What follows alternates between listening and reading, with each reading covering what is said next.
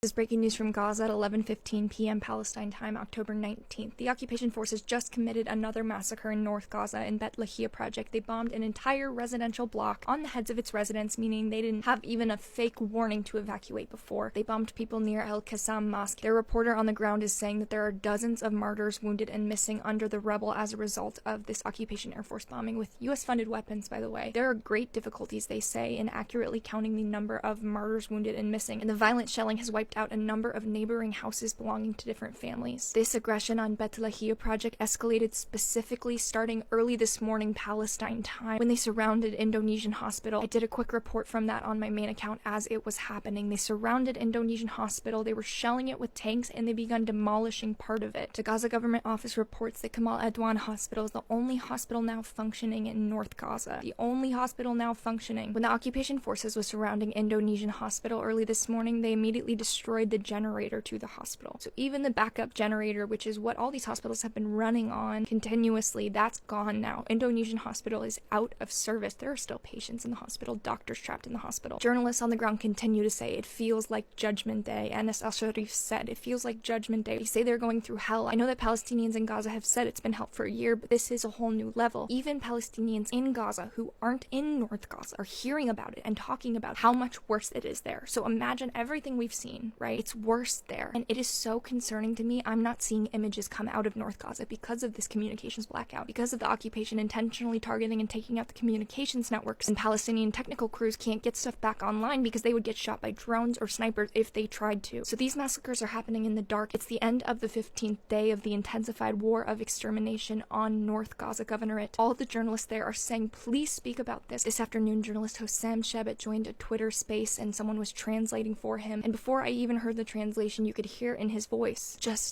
and he said that he's losing his voice from screaming about this. And he was so broken because he's been screaming for over a year and nothing has happened. And he said he was speaking immediately to especially the English-speaking world, the Western world. He said, we're not even asking you for military intervention. We're not asking you to get up and fight. We're asking you to talk about what's happening in North Gaza and to amplify our posts. And Hossam broke down when he was explaining what it feels like when he shares about this. And the posts don't go anywhere. So don't think that you sharing these journalist reports don't mean something. It means a lot. Amplify these posts. It means a lot. If the journalists in Gaza, especially North Gaza, are still asking us to spread this message, then we do it. We do it. And they feel like they are being exterminated in silence. So please talk about North Gaza. You can follow my Telegram channel. The URL is on my profile. I share accounts from these journalists and reports from on the ground. And I link these journalists' accounts often too, so you can follow them directly. And to support mutual aid in Gaza, a food distribution network in northern Gaza, a children's education and recreation center in Gaza City, and a children's community center in southern Gaza. Follow Faiz Kadata, his profile, tap up here. The URL for the campaign is on his profile. It supports his 50-some family members and helps them run these 3 initiatives that they have started in the past few months. Thank you so much.